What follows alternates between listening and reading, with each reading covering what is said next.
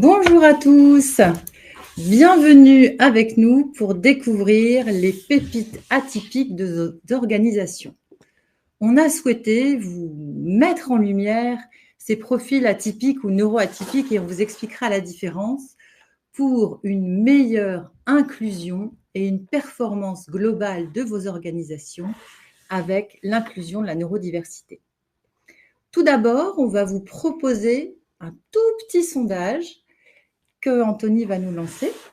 Expressément maintenant. Bonjour à tous. Pour que vous nous disiez si vous savez ce qu'est un profil atypique. Donc, allez-y, répondez et nous en serons ravis. Le programme que nous allons vous présenter, donc nous avons 45 minutes. Pendant ces 45 minutes, on va passer environ une trentaine de minutes à vous expliquer ce que sont les neuroatypiques et puis on va essayer de garder 10 à 15 minutes pour répondre à vos questions. Donc, n'hésitez pas, on ne saura peut-être pas répondre à tout, mais on fera notre maximum pour le faire. Le programme, donc, vous devez voir s'apparaître. Qui sommes-nous, rapidement? Pourquoi inclure les neuroatypiques? Qu'est-ce un atypique ou un neuroatypique? Et on vous expliquera probablement qu'il y a une véritable différence. Une définition scientifique et les autres, et il y en a beaucoup. Où est le problème? Pourquoi s'y intéresser? Quelles sont les compétences attendues par les entreprises actuellement? Quelles sont les problématiques de la méconnaissance des neuroatypiques et quels sont les enjeux pour l'entreprise et les organisations? Quel serait l'impact de l'inclusion des neuroatypiques? Les neuroatypiques, il y en a des très célèbres et il y a des talents et on vous en montrera quelques-uns. On vous donnera également quelques conseils pour recruter, quelques KPIs que vous pourrez mettre en place si vous souhaitez faire de la neuro-inclusion. Et puis pour aller plus loin, eh bien, vous pourrez, si vous le souhaitez, nous contacter et nous poser plein de questions. Voilà le programme. Alors, qui sommes-nous? C'est la traditionnelle page de présentation. Donc, moi, je m'appelle Anthony Guénon. Je suis ingénieur de formation. Je suis coach. Je suis hypnothérapeute. Je suis formateur certifié, spécialisé notamment dans l'accompagnement des profils neuroatypiques. Je suis moi-même THPI. Vous apprendrez au cours de ce webinaire qu'est-ce que ça veut dire. Et l'une de mes phrases préférées que j'ai empruntée à Albert Einstein est la suivante: tout le monde est intelligent, mais si vous jugez un poisson sur ses capacités à grimper à un arbre, il passera sa vie à croire qu'il est stupide. Je suis Laure Brunswick, je suis juriste et littéraire de formation. J'ai créé une entreprise de service à la personne pendant 15 ans que j'ai dirigée où j'avais une centaine de collaborateurs. Je l'ai gardée pendant 15 ans et maintenant je suis coach, formatrice et consultante. Et je fais partie de différents réseaux qui placent l'économie au service de l'homme et c'est très important pour moi. Donc, je suis membre du CJD depuis une douzaine d'années et je suis également marraine à 60 000 rebonds. En ce qui me concerne, pour mon pédigré, je suis HPI et TDAH. Et ma citation préférée, c'est « à force de vouloir rentrer dans le moule, on finit par ressembler à une tarte ». Et enfin, la troisième personne qui n'est pas présente physiquement aujourd'hui, avec qui on travaille, s'appelle José Oléron. José est médecin urgentiste de formation, puis généraliste, puis psychothérapeute, coach, et elle est spécialiste du burn-out, des profils HPI et de l'accompagnement des chefs d'entreprise et des managers THPI. Et l'une de ses phrases préférées est « on ne tire pas sur une fleur pour la faire pousser ». Ça vous laisse de quoi méditer avec ces trois phrases-là tout au long de ce webinaire. Donc, on va essayer d'être assez sérieux quand même si le sujet pourrait nous emporter vers des envolées lyriques, mais on sait garder les pieds sur terre et peut-être qu'on pourra s'octroyer un petit peu plus de liberté sur les questions-réponses. Alors, pourquoi inclure les neuroatypiques? Comme vous l'avez vu, ils représentent à minima 15% de la population. Il y a même des hypothèses qui envisageraient 20 à 30%. Ce qui veut dire que c'est une minorité conséquente que vous avez dans vos entreprises, même si parfois, et on le verra un peu plus tard, elle n'est pas visible. Donc, ce sont des profils qui sont singuliers avec des besoins spécifiques. Dans cette logique-là, comme on ne les voit pas forcément, ils sont singuliers, on peut très facilement dans les entreprises arriver vers une logique de perdant-perdant, alors qu'avec un minimum d'ajustement, d'efficience et de volonté, on peut pratiquer la neuro-inclusion et aller du coup vers une logique de gagnant-gagnant qui est bien évidemment celle que nous visons tous. Et pour cela, il s'agit, entre guillemets, tout simplement, parce que le simple n'est pas toujours si facile que ça au départ, mais en tout cas à positionner les collaborateurs à leur juste place. Et c'est ce que nous allons voir. Alors, au fait, qu'est-ce que c'est un atypique? Ce qu'il faut bien comprendre, c'est qu'un atypique est quelqu'un qui va être différent dans son fonctionnement, va être quelqu'un qui ne peut pas être mis dans une case et qui va se distinguer soit par sa différence, soit par son parcours professionnel, par exemple des reconversions, soit par sa façon de penser, ou bien encore par sa capacité à s'adapter, à s'intégrer ou à interagir avec ses collègues. Ce profil-là est à bien distinguer des profils qu'on appelle neuroatypiques, qui sont en fait plutôt un ensemble de caractéristiques comportementales et cognitives qui sont associées à une différence dans les structures cérébrales observables par les moyens modernes. Et donc, le cerveau, en fait, il montre de vraies différences neurologiques grâce notamment aux imageries médicales avec des caractéristiques qui peuvent varier considérablement d'une personne à une autre. Et enfin, un troisième terme, alors on va les appeler poliment les casse-pieds, qui sont des personnes qui souhaiteraient faire valoir d'une certaine manière une différence, mais qui à l'instant T, en fait, n'ont pas nécessairement un diagnostic ou quelque chose de scientifiquement posé sur ce qu'ils expriment. En entreprise, bien évidemment, vous allez retrouver ces trois catégories de personnes. Évidemment, les casse-pieds, ce n'est pas notre kiff. C'est ça. Il ne sera pas question de casse-pieds à part nous deux aujourd'hui. J'espère que non. Donc, qu'est-ce qui rassemble ce terme neuroatypique, hein, même si un neuroatypique peut également être un atypique et vous entendrez parler parfois des deux. On vous les a classés par pourcentage le plus important de la population pour faire une gradation. Il y a les 10. Donc, vous avez, en ce qui concerne le langage écrit, les dyslexiques. En ce qui concerne le geste et les fonctions visio-spatiales, la dyspraxie. Le calcul et l'arithmétique, la dyscalculie. Et le langage oral, la dysphasie. Les 10 représentent environ 6 à 8% de la population, soit 4 à 5,5 millions de personnes, ce qui est absolument considérable. Ensuite, on voit les TDAH ou TDA, ce qui veut dire trouble déficit de l'attention avec ou sans hyperactivité. Ils représentent environ 3,5% de la population, ce qui équivaut à 2,4 millions de personnes. De plus en plus de personnes semblent être TDAH. Et vous verrez que ces chiffres sont en constante augmentation. On n'a pas encore d'explication là-dessus, mais les chiffres explosent en ce qui concerne cette population-là. Vous avez également les TSA, ce qui veut dire en français dans le texte troubles du spectre de l'autisme, y compris certains que vous connaissez qui sont les Asperger, et on vous présentera tout à l'heure quelques Asperger célèbres, qui représentent environ entre 0,9 et 1,2% de la population, soit environ 700 000 personnes. Puis les THPI, donc les très hauts potentiels. Alors là, c'est un pouillem, hein. Tu es un pouillem, Anthony. Magnifique. Puisque c'est 0,1% de la population, soit environ 68 000 personnes. Quelle chance j'ai. On va vous faire un tout petit sondage pour vous demander si vous vous reconnaissez dans un de ces profils. Alors, c'est parti. Merci d'y répondre. On fera un petit retour à la fin si on n'a pas de bug. Absolument. Et ça devrait bien se passer maintenant.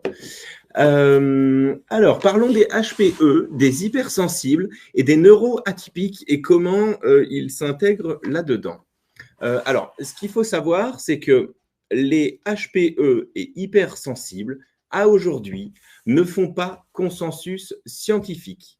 C'est-à-dire qu'ils ne sont pas reconnus scientifiquement comme étant, à proprement parler, des neuroatypiques. Ça ne veut pas dire, évidemment, qu'ils n'existent pas ou que ce ne sont pas des personnes qui peuvent avoir des souffrances ou qui peuvent avoir certaines problématiques. Ça veut simplement dire que à l'instant où on parle, ils ne sont pas répertoriés dans le DSM-5, qui est le registre des psychiatres pour déterminer justement les maladies mentales ou les troubles mentaux. Et donc, ils n'existent pas à proprement parler là-dedans.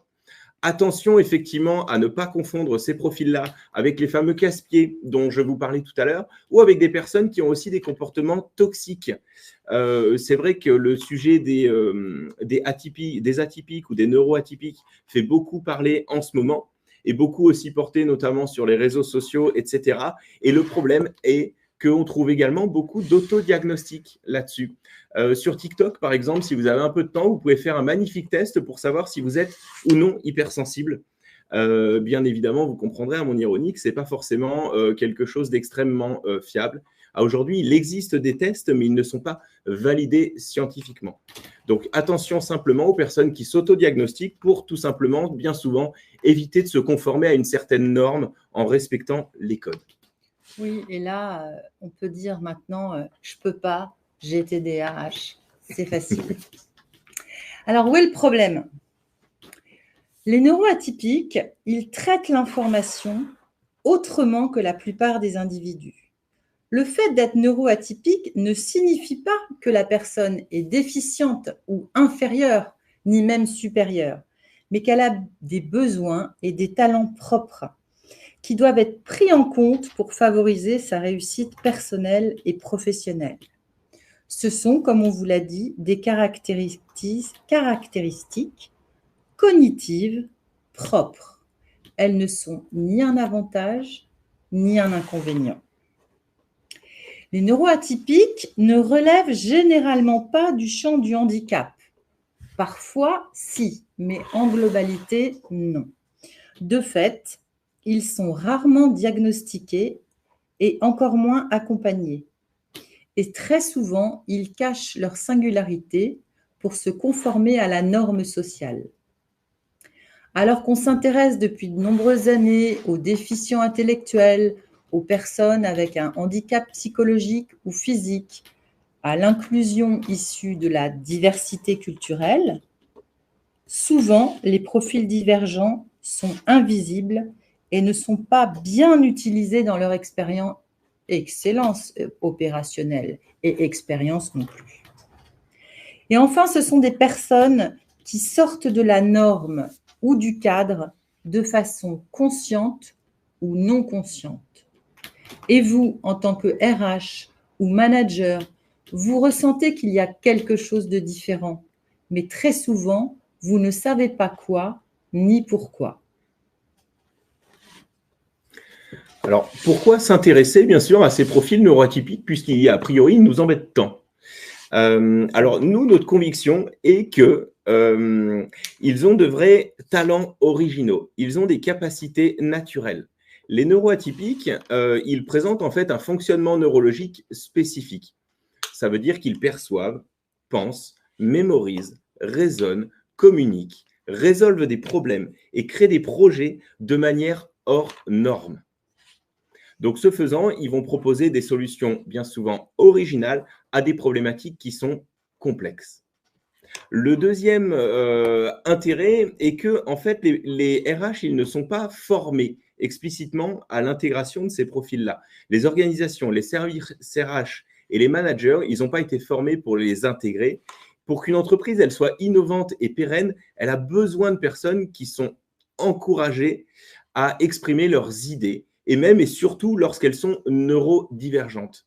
La difficulté est que souvent, ces profils-là, ils sont invisibles, ils sont mal identifiés, ils sont mal cernés dans l'entreprise, et alors qu'ils ont une vraie excellence opérationnelle et concrète sur le terrain. En conclusion, on peut dire, en fait, c'est notre conviction que vous êtes assis, en fait, littéralement sur une mine de ressources inexploitées, avec effectivement, et c'est vrai, des profils qui vont être à stabiliser.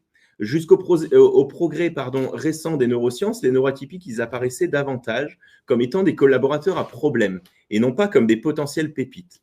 En cette période de pénurie de talent, il nous apparaît essentiel de comprendre comment détecter, recruter et manager ces profils neuroatypiques pour en chercher la plus-value de la ressource humaine pour l'entreprise et au-delà de ça, peut-être la société tout entière.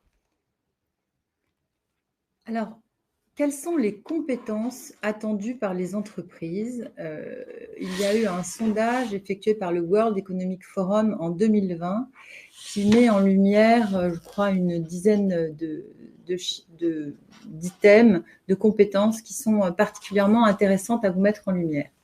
Le premier, c'est, il n'y a pas d'ordre évidemment, c'est la résolution de problèmes complexes. Et d'ailleurs, c'est chouette parce qu'on a oublié un S à problème. Mon côté soit parfait me dit ça ne va pas du tout.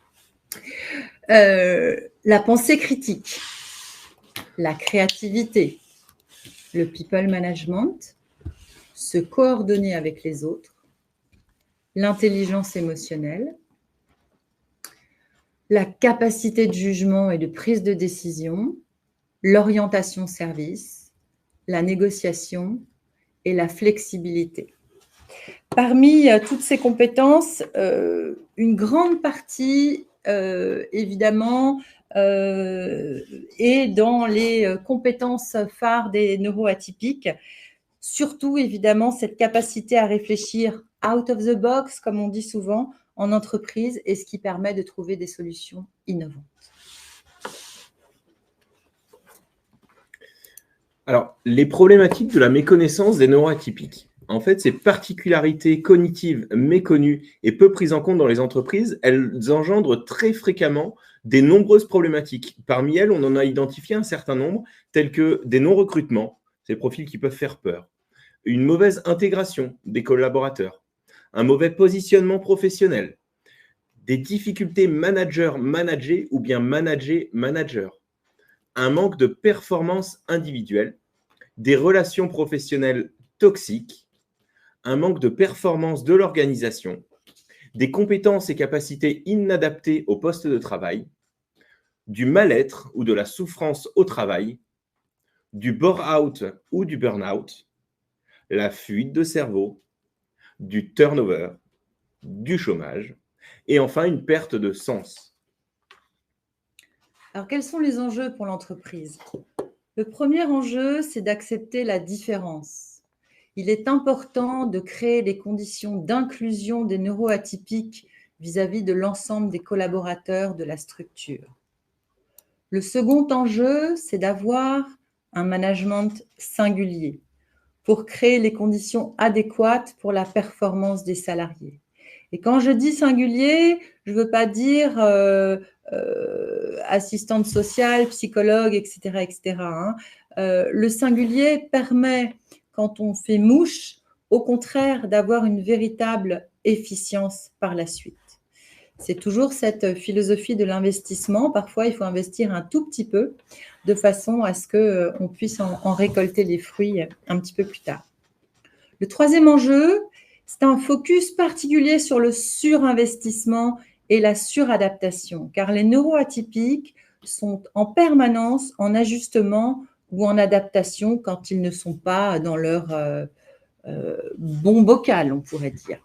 Donc, prévenir l'épuisement des salariés neuroatypiques qui sont bien souvent des salariés qui vont être soit surinvestis, soit du coup qui vont partir parce qu'ils n'arrivent pas à gérer cet épuisement. Le troisième enjeu, c'est de faire en sorte que les profils atypiques puissent bien fonctionner avec les profils typiques pour permettre une meilleure performance globale, j'insiste sur ce terme global, de l'organisation.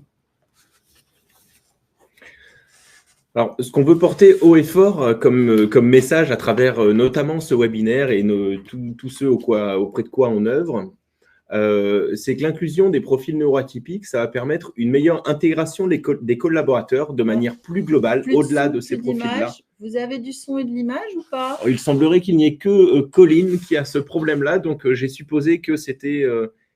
est-ce que d'autres personnes, est-ce que tout le monde nous entend? Voilà, on peut peut-être poser la question comme ça. On a tout. Merci beaucoup, Eric.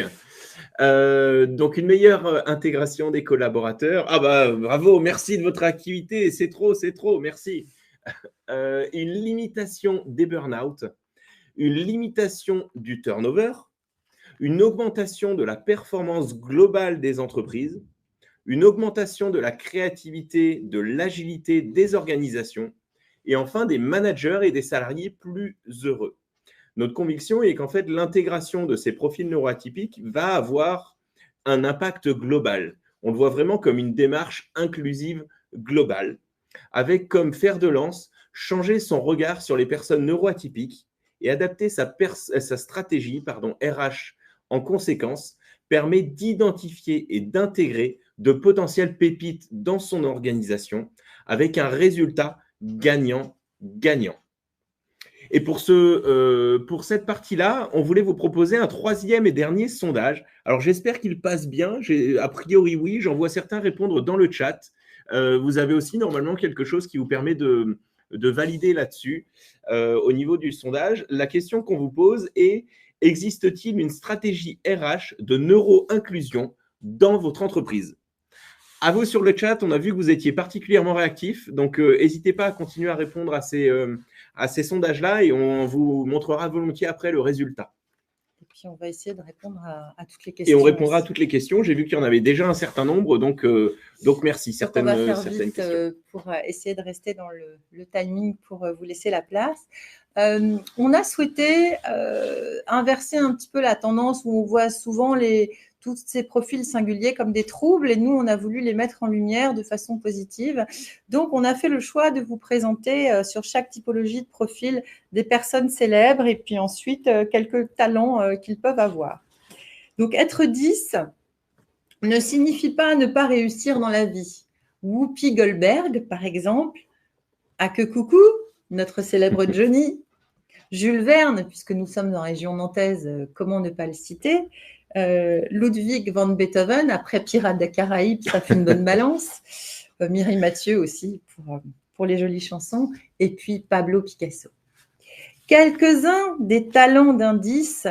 On a choisi évidemment que quelques-uns et puis il y a différents 10. Donc, voilà, on a fait une cote mal taillée, mais qui permet quand même d'avoir un bon éclairage.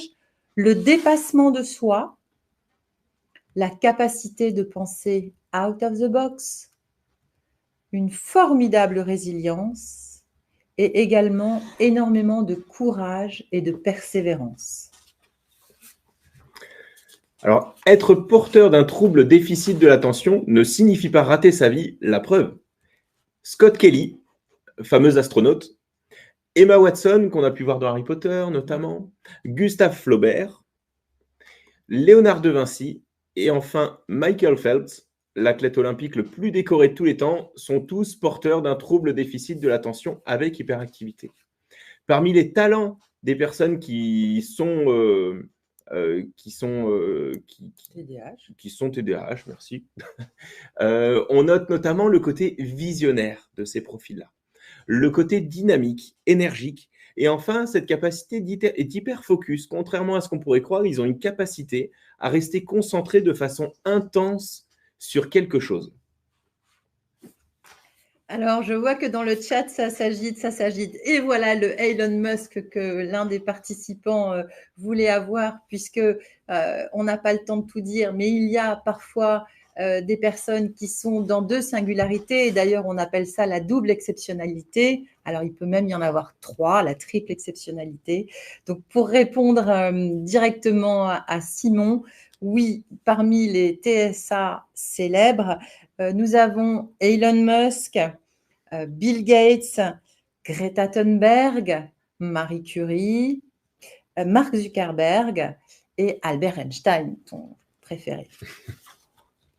Quelques-uns des talents d'un TSA, des capacités de mémorisation importantes, voire absolument exceptionnelles, une excellence dans un champ réduit, et la manipulation de données complexes, ainsi qu'une capacité à les intégrer. Alors, en parlant des questions dans le chat, est-ce qu'il y aura un support? Je me permets juste de répondre à cette question il y aura un support. Je n'arrive pas à lire le nom d'ici, mais la personne devrait se reconnaître. Oui, il y aura un support et oui, une rediffusion de ce live est prévue. Donc, vous aurez tout à fait accès à ça. Donc, vous inquiétez pas si vous devez partir. Ce sera très triste, mais vous pouvez tout à fait resuivre ce webinaire a posteriori. Veuillez actualiser la page. Voilà. A priori, Laurent nous demande d'actualiser la page, mais j'ai l'impression que c'est le seul. Donc, pardon Laurent, mais ça ne vient peut-être pas de nous cette fois. Alors, quelques HPI célèbres. Arnold Schwarzenegger, par exemple, hein, qui a de nombreuses cordes à son arc. Hein, on le connaît en tant que culturiste, acteur, gouverneur de Californie. Le brave homme à la pomme, Steve Jobs. Personne probablement moins attendu là-dessus. Rowan Atkinson, Mr Bean. Jacques Attali, Cindy Crawford et enfin Madonna. Quelques-uns des talents des HPI, on va leur reconnaître volontiers une certaine créativité, un côté visionnaire et enfin une pensée critique. Alors, comment il faut faire tout ça? Bien évidemment, je vous ai dit, c'est à la fois très simple et très complexe. Il y a plusieurs boucles vertueuses qui agissent et interagissent à différents niveaux. La première, mais je vous ai dit que l'ordre n'est pas forcément celui-là pour tout le monde, c'est les identifier, les manager et ajuster évidemment ce management. C'est également faire le choix de les recruter et puis de les fidéliser. Je veux juste mettre un focus particulier sur l'identification parce que vous pouvez émettre des hypothèses et dans le chat, on a déjà quelques personnes qui nous disent « je suis atypique, mais je ne sais pas, je n'ai pas fait le test, etc. » Donc, je suis casse-pied. Voilà. Donc, merci pour mais votre on peut aussi être atypique et casse-pied. Bon. En tout cas, vous, en tant que manager ou en tant que RH, vous pouvez émettre des hypothèses et vous pouvez les partager avec la personne qui peut être au courant ou pas de sa singularité, parce que beaucoup ne le sont pas, surtout parmi les adultes. Et surtout, c'est important, absolument essentiel, de respecter le choix de la personne de le révéler ou pas. Donc, parfois, vous allez avancer par touche d'essai-erreur. Mais si vous pratiquez une politique de neuro-inclusion dans votre entreprise, de toute façon, atypiques, neuroatypiques et neurotypiques en bénéficieront tous. Alors, quelques conseils pour recruter des profils neuroatypiques. Le premier conseil qu'on peut donner, en fait, c'est tout simple, c'est de s'ouvrir à la différence. C'est-à-dire changer votre état d'esprit de « je ne connais pas ça » à « ça m'interpelle, donc je m'y intéresse ». Les profils neuroatypiques, ils ne sont pas forcément capables de bien se vendre lors d'un entretien, par exemple. Il faut donc jamais négliger l'importance de l'intuition et du ressenti que vous pouvez avoir lors de la sélection de ces profils-là. Deuxième conseil qu'on veut vous donner ici, c'est en fait s'intéresser aux math skills. Les math skills, en fait, sont des talents particuliers qui définissent une personne, littéralement, à quoi carbure le candidat. Misez aussi sur le potentiel. Ne recrutez plus quelqu'un pour répondre à des enjeux à très court terme, parce que vous risquez de chercher un clone de quelqu'un que vous avez perdu ou que vous avez déjà dans votre entreprise. Malheureusement, ce principe est mauvais parce que le candidat, il risque de partir pour les mêmes raisons que votre collaborateur précédent est parti. Alors, il vaut mieux embaucher quelqu'un qui a 2 ou 3 critères clés, mais aucune connaissance du secteur, en misant plutôt sur son potentiel. Dépasser ces a priori, c'est vrai qu'à travers le message qu'on distille, eh bien, le but, c'est aussi de démystifier un petit peu le côté « ces profils font peur », etc. Accepter ceux qui ne peuvent pas penser et pas s'habiller comme les autres, en fait, c'est ce qui définit ces personnes-là. Vous pouvez travailler sur la perception que vous avez, bien sûr, des personnes, des métiers, des interactions qui seront attendues. Ça veut dire que même un punk à chien peut être… Peut-être atypique, absolument. Diversifiez également vos méthodes de sélection. Vous pouvez changer de méthode de sélection avec parfois des entretiens qui vont être moins stressants pour certains types de candidats qui ne sont pas forcément habitués nécessairement à se mettre en valeur. Et enfin, changer son sourcing. Il existe de plus en plus de manières aujourd'hui de pouvoir accéder à des profils de candidats talentueux. Les réseaux sociaux sont une piste, par exemple, mais il y a aussi beaucoup d'autres solutions pour la cooptation, par exemple, qui est un très bon moyen, effectivement, de recrutement. Souvent, les atypiques, ils se regroupent. Donc, le fait de pouvoir coopter, en général, ça marche plutôt bien. Il y a différentes écoles qui ont mis aussi en place d'autres modes d'intégration et de choix de leurs candidats. À vous de trouver ce qui correspond le mieux, en fait, aux aptitudes dont vous allez avoir besoin dans vos entreprises. Oui, et puis l'ADN de l'entreprise, ses valeurs. Absolument. Et justement, ça fait le lien avec les KPIs. Parce que bon, tout ça, ça doit être évidemment vérifiable, quantifiable. Donc, les KPIs sont importants même avec ce sujet-là. Et donc, si vous mettez en place une politique de neuroinclusion à travers toute une série de choses dont nous avons rapidement parlé, mais il y en aurait bien d'autres, il y a parmi cela le suivi de la marque employeur. Si vous avez mis en place une politique de neuroinclusion, vous aurez une meilleure attractivité de votre entreprise et vous aurez davantage de candidatures spontanées. Vous aurez probablement un taux de rupture pendant la période d'essai qui sera inférieur. Vous aurez également un turnover qui sera inférieur. Vous aurez probablement un taux d'absentéisme inférieur. Vous pouvez mettre en place un taux d'identification des profils neuroatypiques avec la limite que j'ai évoquée tout à l'heure, qui est que certains peuvent avancer masqués et c'est leur libre choix. Vous aurez probablement aussi pouvoir regarder en ce qui concerne le taux d'engagement, puisque les neuroatypiques sont souvent des gens qui vont être soit très désengagés, soit terriblement engagés dans le bon sens du terme. Donc, le taux d'engagement peut être à regarder. Le nombre de burn-out, pour les raisons évoquées précédemment. Et puis après, il n'y a plus de clics. Si. Le nombre d'innovations, puisque ce sont des profils très créatifs, la mobilité interne et puis le taux de réalisation sur objectif. Pour aller plus loin et pour vous laisser 10 minutes de questions-réponses, nous vous proposons de pouvoir regarder éventuellement des sites qui sont assez intéressants, la charte de la diversité et puis un label qui est assez récent qui s'appelle le label RSEI, qui est le label de responsabilité sociétale des entreprises inclusives. Et puis, vous pouvez également contacter Edifia si vous voulez bénéficier de certaines de nos formations qui iront évidemment bien plus dans le détail que ce qu'on vous a présenté aujourd'hui. Dont les coordonnées seront sur une slide un petit peu plus loin, voilà, juste après celle-ci, avec vos questions.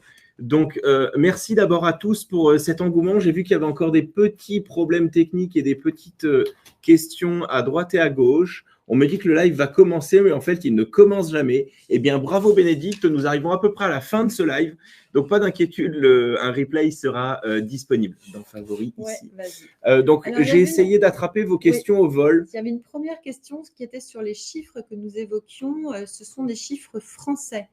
En ce qui concerne les chiffres américains, on va avoir, parce que c'est vrai, les Américains sont assez forts pour, il faut faire clic. C'est bon. Les Américains sont assez forts pour les statistiques. On a, je crois, une augmentation encore plus importante des TDAH. Et les TDAH, a priori, les études montrent qu'il y a un lien avec l'environnement, les écrans et le sucre. Voilà, pour faire très rapidement. Et en ce qui concerne les HPI et THPI, de toute façon, les statistiques, ça reste les mêmes, puisque, comme son nom l'indique, ce sont des statistiques. Donc, il y a rigoureusement, contrairement à ce qu'on pourrait penser, le même nombre de HPI et de THPI chaque année. C'est purement statistique. Est-ce que les neuroatypiques peuvent tous bénéficier d'une reconnaissance de handicap? Non, pas du tout. Certains peuvent bénéficier d'une reconnaissance de handicap, mais la majorité n'en ont pas ni besoin pour des raisons qui font que ce n'est pas un handicap. Alors, pour donner un exemple, par exemple, on parle du trouble du spectre autistique. Si on est, comme on dit, autiste, probablement qu'on va relever d'une reconnaissance de handicap si c'est un autisme assez lourd. Si on est Asperger, ça va dépendre des fois. Si on est 10, si le 10 est tellement important qu'il va engendrer des dysfonctionnements scolaires ou professionnels, on va pouvoir bénéficier d'une reconnaissance du handicap, mais pas que. Donc voilà. Les écrans et le sucre peuvent-ils faire devenir TDAH? Bah oui. Alors, Pas que, mais ouais, oui. c'est un peu restrictif de répondre aussi vite à ça, mais en fait, effectivement, il a été prouvé que les écrans, comme le sucre d'ailleurs, agissent de la même manière, en fait, comme une forme de drogue. Et en fait, ça vient sursolliciter votre système dopaminergique dans votre cerveau. Ça va venir le forcer, en fait, à produire de plus en plus de dopamine et on devient littéralement addict. Et donc, ça va venir, en fait, à long terme, comme les personnes qui vont être addictes à n'importe quelle substance, ça va venir, en fait, baisser l'attention, tout simplement. Parce qu'on est habitué à être sursollicité en permanence. Donc, on va pas, notre corps et notre cerveau ne va pas trouver l'énergie suffisante nécessaire à faire réaliser telle ou telle tâche. Donc, oui, ça peut effectivement tendre à faire devenir TDAH. On ne naît pas nécessairement avec ça, mais ça peut. Le TDAH est un trouble neurodéveloppemental. Oui, aussi, absolument. Merci, Anonyme. Oui, ce qui n'est pas incompatible avec ce que j'ai dit précédemment, il me semble. Le TDAH est considéré aujourd'hui comme un handicap. Je pense que c'est vrai aussi, mais ça dépend de l'atteinte du TDAH en tant que tel. En tout cas, il y a des tests, voilà, il y a des tests scientifiques qui permettent de pouvoir valider, à part ce TikTok, bien évidemment, dont nous avons parlé, qui permettent de valider cela ou pas. Quelqu'un nous demande, pardon. Comment déterminer Oui. si on est neuroatypique ou non? Une amie Oui. considère que je le suis, message de Vincent. Une amie considère que je le suis et ça me semble cohérent, mais je n'ai pas cherché à faire un diagnostic officiel. Dois-je le faire pour avoir une sanction de stabilisation dans mon entreprise? Alors, le test n'est pas une fin en soi. C'est-à-dire que ce n'est pas parce qu'on a une étiquette qu'on se porte mieux, qu'on n'a plus de problèmes, qu'en entreprise tout se passe bien, etc., etc. Et dans la vie de tous les jours aussi.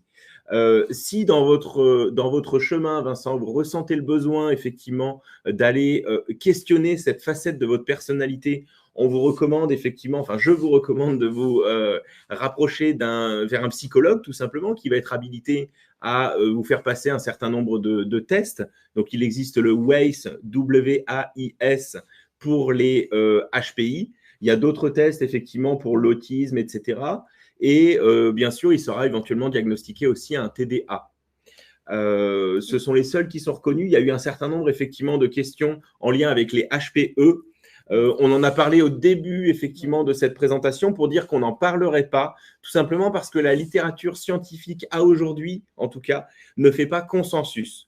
Donc, on préfère, pardon, amis HPE, on préfère vous mettre de côté pour l'instant, tout simplement parce qu'il n'y a pas de consensus scientifique à l'instant T. Ça ne veut pas dire que vous n'existez pas. Encore une fois, qu'on soit bien d'accord. Vous avez très probablement des capacités naturelles, comme le demande Véronique, absolument. Ce n'est pas un sujet sur lequel on intervient. On se cantonne aux scientifiques. En tout cas, voilà, vous serez dans la catégorie des atypiques. Mais il n'y a pas de consensus scientifique en ce qui concerne les HPE au jour d'aujourd'hui. Peut-être que demain, il y en aura. Une autre question, le support, oui, on vous a dit que vous l'auriez. En ce qui concerne, il y avait… Peut-on avoir été HPI à l'école primaire et avoir dû rentrer dans le moule, par exemple? Question de Joël. Eh bien oui, en fait, bien souvent, alors maintenant c'est de moins en moins le cas, mais pendant une grosse période, les HPI en fait ont été testés assez tard. Moi, c'est mon cas. J'ai été testé après avoir fait ma scolarité. Et en fait, effectivement, je suis rentré dans ce moule quelque part de la scolarité. Ce faisant, ça ne vient pas effacer votre fonctionnement ou le fonctionnement neurologique qui est propre au HPI. Moi, à titre personnel, je trouve même plutôt que c'est un avantage, effectivement, que de le savoir un petit peu plus tard, parce que ça force à tenter de s'adapter à la vie de tous les jours qui, malgré tout, reste résolument atypique d'une certaine manière. Et donc, oui, on est nécessairement forcé un petit peu à rentrer dans le moule, mais ce n'est pas un problème, après tout. Je pense que plus on est diagnostiqué pour les singularités dont nous avons parlé. Mieux c'est parce que ça permet de se connaître et du coup d'adapter sa stratégie professionnelle ou personnelle de façon à pouvoir progresser, s'améliorer et à être dans cette fameuse juste place dont nous avons parlé au début. Et être sa juste place, c'est être dans son excellence opérationnelle et c'est bien évidemment un chemin pour être heureux, y compris dans sa vie pro. Et c'est ce que nous nous souhaitons tous. Je crois que nous sommes à 45 minutes. Oui, mais on a bugué un petit peu. Alors, on prend quelques petites minutes de plus. Il y avait une question notamment sur, j'espère qu'on a répondu à tout. Oui, c'est compliqué de dire on n'est pas formé à gérer ces gens trop bons. Oui, merci Simon pour cette remarque pleine de bon sens. Alors, si c'est ce que vous avez entendu, on s'en excuse, ce n'était pas notre propos. Notre propos était simplement de dire en fait que tous ces profils-là ne sont ni meilleurs ni moins bons que les autres. Simplement, ils nécessitent en fait un accompagnement ou une compréhension, en tout cas, des codes un peu spécifiques. Ils ne sont pas trop bons, loin s'en faut. Ils sont uniques et bons dans un domaine ou dans certains domaines qu'on a exposés ici. Mais ils sont définitivement pas meilleurs que qui que ce soit d'autre, en fait. Hein. C'était vraiment pas notre propos. Oui. Et quand on a pris un petit peu de temps en amont pour accompagner cette adaptation, cette singularité dans l'entreprise, en réalité, on en gagne énormément et on gagne en efficience, on gagne en performance, on gagne en bien-être de tous les collaborateurs. Et ça, c'est véritablement le message que nous souhaitons vous faire passer.